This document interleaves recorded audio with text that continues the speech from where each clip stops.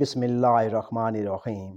حضرت عبداللہ بن مسعود رضی اللہ عنہ فرماتے ہیں کہ رسول اللہ صلی اللہ علیہ وآلہ وسلم نے ارشاد فرمایا، اللہ تعالیٰ قیامت کے دن لوگوں کو جمع فرمائے گا، پھر ایک منادی ندا کرے گا، اے لوگو، کیا تم جس رب نے تمہیں پیدا کیا، تمہاری صورت بنائی، تمہیں رزق دیا، تم اپنے اس رب پر اس بات پر راضی ہو کہ وہ ہر انسان کو اسی کا ساتھی بنا دے جس کی دنیا میں وہ عبادت کیا کرتا تھا اور جس کو اپنا والی سمجھتا تھا؟ کیا یہ تمہارے رب کی طرف سے عدل نہیں ہوگا؟ سب کہیں گے کیوں نہیں؟ پھر تم میں سے ہر انسان اس کی طرف چل پڑے گا جس کی دنیا میں وہ عبادت کیا کرتا تھا، اور ان کے دنیا کے معبودوں کو قیامت میں شکل دی جائے گی۔ جو لوگ عیسیٰ علیہ السلام کی عبادت کیا کرتے تھے ان کے لیے عیسیٰ علیہ السلام کے شیطان کو ایک صورت میں ظاہر کیا جائے گا، اور جو لوگ حضرت عزیر علیہ السلام کی عبادت کیا کرتے تھے ان کے لیے حضرت عزیر علیہ السلام کے شیطان کو ایک شکل میں پیش کیا جائے گا، حتیٰ کہ درخت اور پتھروں کو بھی شکلیں دی جائیں گی، صرف مسلمان باقی بچیں گے۔ اللہ تعالیٰ ان سے فرمائے گا، تمہیں کیا ہے؟ جیسے سب لوگ چلے گئے ہیں تم کسی طرف کیوں نہیں گئے؟ وہ کہیں گے ہمارا بھی ایک رب ہے، ہم نے اس کو کبھی نہیں دیکھا۔ اللہ تعالیٰ فرمائے گا، اگر تم اپنے رب کو دیکھ لو تو اس کو کیسے پہچانو گے؟ وہ کہیں گے ہمارے پاس ہمارے رب کی ایک نشانی ہے، اگر ہم اپنے رب کو دیکھیں تو اس نشانی کی بنا پر اس کو پہچان لیں گے۔ اللہ تعالیٰ فرمائے گا، وہ نشانی کیا ہے؟ وہ کہیں گے ساق یعنی پنڈلی۔ پھر اللہ تعالیٰ اپنی شان کے مطابق اپنی پنڈلی ظاہر فرمائے گا۔ کشف ساق ہوتے ہی سب لوگ سجدے میں گر پڑیں گے، کچھ لوگ باقی بچیں گے، ان کی پیٹھیں تانبے کی ایک سلیٹ کی مانند ہوں گی، یہ لوگ سجدہ کرنا چاہیں گے لیکن نہ کر پائیں گے۔ پھر ان لوگوں کو حکم دیا جائے گا، یہ لوگ اپنے سر اوپر اٹھائیں گے، پھر ان کو ان کے اعمال کے مطابق نور عطا کیا جائے گا۔ کچھ لوگوں کو پہاڑ کے برابر ان کے سامنے نور دیا جائے گا، کچھ لوگوں کو اس سے ذرا کم نور دیا جائے گا، کچھ لوگوں کو درخت جتنا نور دیا جائے گا اور وہ ان کے دائیں جانب ہوگا، کچھ لوگوں کو اس سے ذرا کم نور ملے گا۔ سب سے کم درجے کا نور پانے والے شخص کے پاؤں کے انگوٹھے میں نور دیا جائے گا، وہ کبھی روشن ہوگا اور کبھی بجھ جایا کرے گا۔ جب وہ روشن ہوگا تو وہ مومن اس کی روشنی میں چلے گا، اور جب بجھے گا تو کھڑا ہو جائے گا۔ پھر لوگ پل صراط سے گزریں گے، پل صراط تلوار کی دھار کی مانند تیز ہے، اس پر بہت پھسلن ہے۔ آپ صلی اللہ علیہ وآلہ وسلم نے فرمایا، لوگ اپنے اعمال کے مطابق اس سے نجات پائیں گے۔ کچھ لوگ ستارہ ٹوٹنے کی مقدار میں گزر جائیں گے، کچھ بجلی کی چمک کی مانند گزریں گے، کچھ تیز ہوا کی طرح گزریں گے، کچھ سوار کی طرح اور حشاش بشاش گزریں گے۔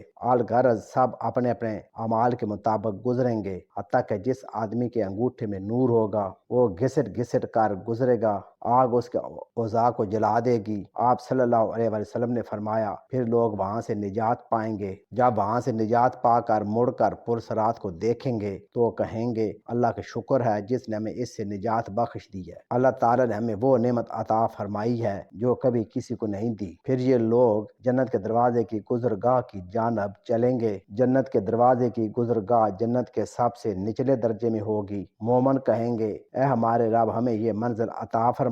اللہ تعالیٰ ان سے فرمائے گا، تم مجھ سے جنت مانگ رہے ہو، وہ تو صرف اسی کی گزرگاہ ہے، میں نے تمہیں دوزخ سے بچا لیا ہے، یہ دروازہ ہے، وہ لوگ اس کی آوازیں نہیں سنیں گے۔ اللہ تعالیٰ ان سے فرمائے گا، ہو سکتا ہے کہ اگر میں تمہیں یہ عطا کر دوں تو تم اس سے آگے اور کوئی سوال کرنے لگ جاؤ گے۔ بندہ کہے گا، اے اللہ، مجھے تیری عزت کی قسم ہے، ہم اس کے سوا اور کو کچھ بھی نہیں مانگیں گے، اس سے اچھا اور کون سا مقام ہو سکتا ہے جو ہم تجھ سے مانگیں گے؟ ان کو وہ مقام دے دیا جائے گا، پھر ان کے لیے اس سے آگے ایک اور مقام ظاہر کیا جائے گا، وہ اس سے بھی زیادہ خوبصورت ہوگا۔ جب وہ اس مقام کو دیکھیں گے تو اپنے پہلے والے مقام کو بہت ہی حقیر جانیں گے، وہ لوگ اللہ تعالیٰ سے وہ مقام مانگنے لگ جائیں گے۔ اللہ تعالیٰ فرمائے گا، اگر تمہیں وہ مقام دے دیا گیا تو تم اس سے آگے کے مقام کا مطالبہ کرنے لگ جاؤ گے۔ وہ کہیں گے، اے اللہ، ہمیں تیری عزت کی قسم ہے، ہم اس کے سوا تجھ سے اور کچھ نہیں مانگیں گے، اور اس سے بڑھ کر خوبصورت کون سی جگہ ہوگی؟ ان کو وہ مقام عطا کر دیا جائے گا۔ پھر یہ لوگ خاموش ہو جائیں گے اور کوئی مطالبہ نہیں کریں گے۔ ان سے پوچھا جائے گا،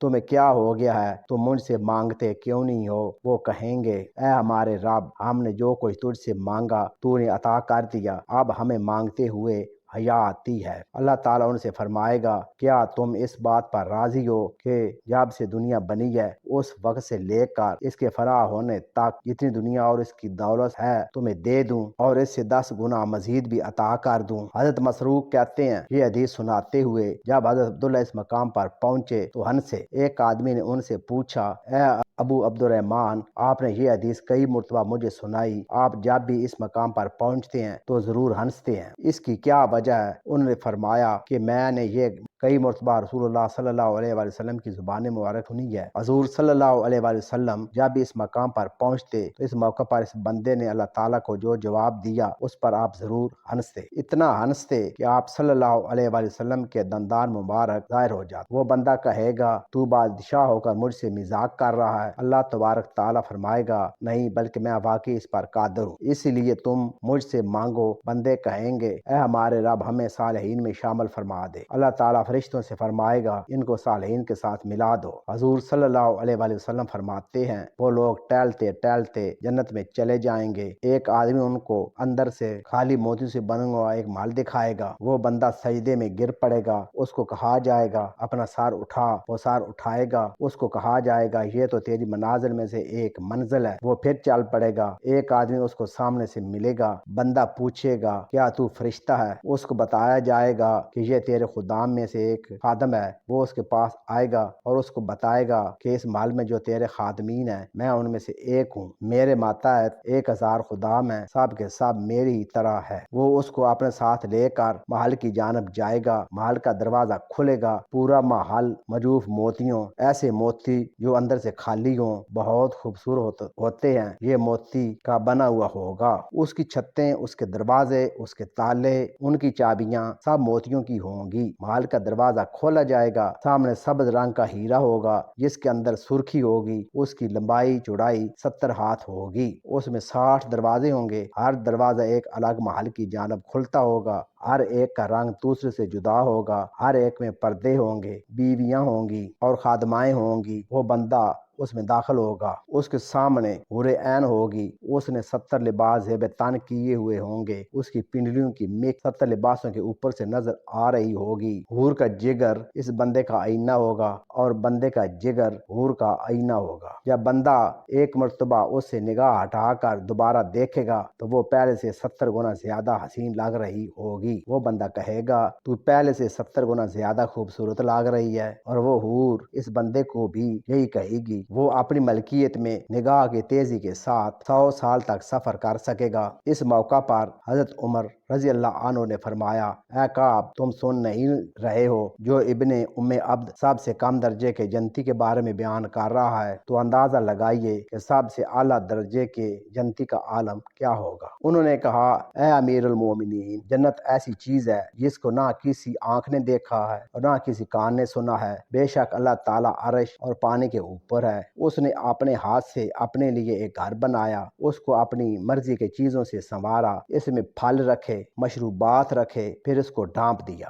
جس دن سے اس کو بنایا ہے اس وقت سے اس کی مخلوق نے اس کو نہیں دیکھا، نہ جبرائیل نے دیکھا ہے اور نہ کسی فرشتے نے۔ پھر حضرت کعب رضی اللہ عنہ نے یہ آیات پڑھی۔ ترجمہ: تو کسی جی کو معلوم نہیں جو آنکھ کی ٹھنڈک ان کے لیے چھپا رکھی ہے۔ اس کے علاوہ بھی 2 جنتیں بنائی ہیں، ان کو بھی اپنی مرضی کی چیزوں سے مزین کیا ہے اور اس میں حریر، سندس اور استبرق رکھا ہے۔ یہ جنتیں اپنی مخلوقات میں سے جن فرشتوں کو چاہا دکھا دی ہیں۔ جس کا نامہ اعمال علیین میں ہوگا اس کو یہ گھر دکھا دیا جائے گا۔ جب اہل علیین میں سے کوئی بندہ سوار ہو کر اپنی ملکیت میں چلے گا تو وہ جس خیمے کے پاس اترے گا اس کے چہرے کی چمک اس خیمے میں پڑے گی، وہ وہاں کے رہنے والے اس کی خوشبو سونگیں گے اور اس عمدہ خوشبو کی تعریف کریں گے اور کہیں گے آج ہمارے پاس اہل علیین میں سے ایک آدمی آیا ہے۔ حضرت عمر رضی اللہ عنہ نے فرمایا اے کعب، تیرے لیے ہلاکت ہو، یہ دل چھٹ رہے ہیں، ان کو قابو کرو۔ حضرت کعب رضی اللہ عنہ نے فرمایا اے امیر المومنین، جہنم کی ایک وادی ایسی ہے کہ کوئی مقرب فرشتہ اور کوئی نبی ایسا نہیں جو اپنے گھٹنوں کے بال نہ گرتا ہو، حتیٰ کہ حضرت ابراہیم خلیل اللہ علیہ السلام کہیں گے رب نفسی نفسی، حتیٰ کہ اگر تیرے پاس 70 نبیوں کے اعمال بھی ہوں تب بھی مجھے گمان ہے کہ تو اس سے نہیں بچ سکے گا۔